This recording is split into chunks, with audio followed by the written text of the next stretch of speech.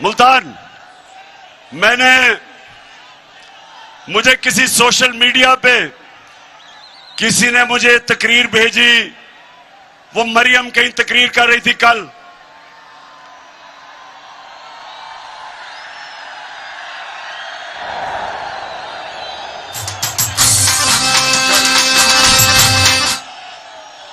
अब उस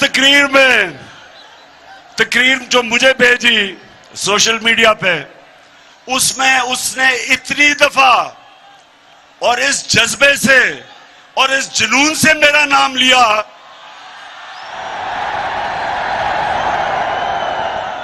कि मैं उसको ये कहना चाहता हूं, मरियम देखो, थोड़ा ध्यान करो, तुम्हारा खामद ही नाराज ना हो जाए जिस तरह तुम ये बार बार मेरा नाम लेती हो।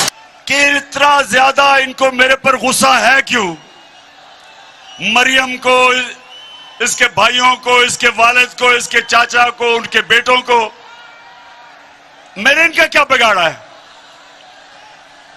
केसेस तो इनके सारे पुराने बने हुए हैं।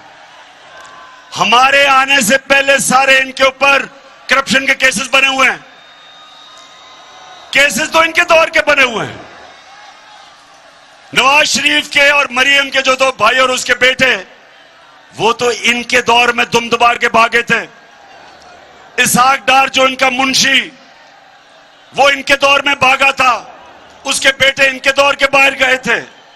शहबाज शरीफ का दामाद, जब करप्शन का केस उस पे हुआ, वो इनके दौर में बाहर भागा था। तो स्वाय शहबाज शरीफ के मकसूद चपड़ासी केस के, बाकी तो सारे पुराने केस हैं। तो मेरे से गिला किस चीज का कि मैं आपके केस नहीं माफ करता? क्या मैं आपको कानून के नीचे लाने की कोशिश कर रहा हूं? क्या मैं आपको यह समझाने की कोशिश कर रहा हूं कि किसी भी महज़ब माशरे में सारों के लिए एक कानून होता है? पर मुल्तान के लोगों, मैं बार बार एक हदीस सुनाता हूं आपको। ये सब, और नौजवानों, ये अपने ज़हन में डाल लो कि हमारे नबी सल्लल्लाहु अलैहि वसल्लम ने कहा था कि जो कौम छोटे चोरों को जेलों में डालती है और बड़े डाकुओं को नहीं पकड़ती, वो तबाह हो जाती है। दुनिया में जो कौम गरीब है, जो भी गरीब कौमें हैं दुनिया में, जिधर गुर्बत है, वहां सारों में एक चीज है, सिर्फ वहां छोटे चोर जेलों में जाते हैं। बड़े डाकुओं को उनका इंसाफ का निजाम नहीं पकड़ सकता। आज तक हमारा अलमिया ये है कि हमारे मुल्क में बड़े बड़े डाकू ईवानों में चले जाते हैं और बेचारे छोटे चोर जेल में जाते हैं। जब मैं जनरल मुशर्रफ के दौर में अपनी आजाद अदलिया के लिए जब मैं तहरीक में शामिल हुआ और मुझे जेल में डाला, 8 दिन मैंने जेल में गुजारे। यकीन करो मेरे मुल्तान के शहरियों, वहां कोई मुझे ताकतवर डाकू नहीं नजर आया, सिर्फ बेचारे छोटे छोटे चोर नजर आए। जिसको 6 महीने रहना चाहिए था जेल में, वो 6 साल जेल में रह रहा था। और जब मैं नेशनल असेंबली में जाता था तो मुझे बड़े बड़े मुजरिम नजर आते थे, वहां डाकू नजर आते थे। और यह वजह है कि एक स्विट्जरलैंड जैसा मुल्क जिसके पास कोई वसाइल नहीं है, दुनिया का अमीर तरीन मुल्क है, क्योंकि उस स्विट्जरलैंड की खासियत यह है कि ताकतवर से ताकतवर डाकू, उनका इंसाफ का निजाम उनको जेलों में डालता है और तब एक माशरा ऊपर जाता है। मेरे नबी ने कहा था कि मेरी बेटी भी अगर जुर्म करेगी उसको सजा मिलेगी, कानून से ऊपर कोई नहीं। ये हमारा अलमिया है कि सोचे कि शहबाज शरीफ और इसके बेटे को सजा होनी थी। 24 अरब रुपए के FIA के केसेस, 16 अरब रुपए नौकरों के नाम पे, 16 अरब रुपया, 1 अरब में 100 करोड़ रुपया, 16 अरब रुपए नौकरों के नाम पे लिया। एक मकसूद चपड़ासी जिसकी 15,000 रुपया तनख्वाह, 4.25 अरब रुपया उसके अकाउंट में आता है और वो पकड़ा जाना था, उसको सजा होनी थी। जब सजा होनी थी तो तभी जिन्होंने साजिश की उन्होंने पकड़ के उसको मुल्क का वजीर आजम बना दिया और वो छोटे को पंजाब का चीफ मिनिस्टर बना दिया। अब मुझे ये बता, मुल्तान के लोगों, मुझे ये बताओ कि क्या अल्लाह की बरकत उस मुल्क पे आ सकती है?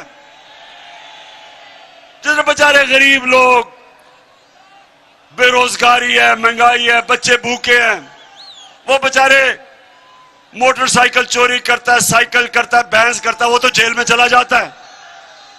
तो जो अरबों रुपया मुल्क का चोरी करता है, अरबों रुपया चोरी करता है, उसको मुल्क का प्राइम मिनिस्टर और उसके बेटे को चीफ मिनिस्टर, वो मुल्क का कोई मुस्तकबिल नहीं है। इसलिए मैं आपके पास आया हूं, इसलिए आपने इस्लामाबाद निकलना है मेरे साथ, इसलिए हमने इनको शिकस्त देनी है ताकि हम अपने मुल्क को उठाएं, इस कौम को वो कौम का वो मुकाम दें जो इसको मिलना चाहिए था। तो मुल्तान के लोगों, आज मेरी आखिरी जलसा है।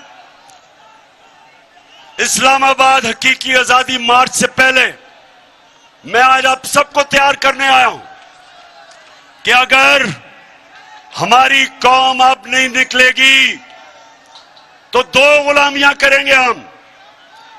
एक गुलामी अमेरिका की, क्योंकि ये अमेरिका के गुलाम हैं। दूसरी गुलामी डाकुओं की, जो ये 30 साल से मुल्क को लूट रहे हैं। कि इस मुल्क की हमारी बाशऊर और दलेर ख्वातीन वो भी निकलाएंगी। और मुझे ये भी अंदाजा नहीं था कि हमारे स्कूल के बच्चे भी तैयार हो जाएंगे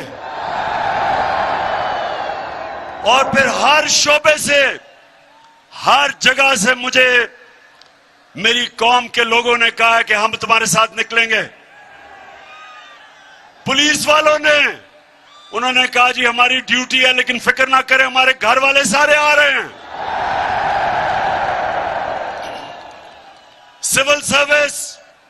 सिविल सर्विस सबसे डरपोक होते हैं, वैसे सबसे बुज़दिल ब्यूरोक्रेसी होती है। उन्होंने भी कह दिया कि हमारी फैमिली आपके साथ आ रही है। और हमारे फौजी उधर भी, वैसे ही पिंडी पास है वहां से, तो वही तैयार हुए हैं फैमिलीज आने के लिए। और जो हमारे एक्स सर्विस, जो रिटायर्ड फौजी हैं, जिन्होंने अपने मुल्क के लिए अपनी जानें कुर्बान की हैं और देखा अपने फैमिली मेंबर्स, अपने दोस्तों को शहादत देते हुए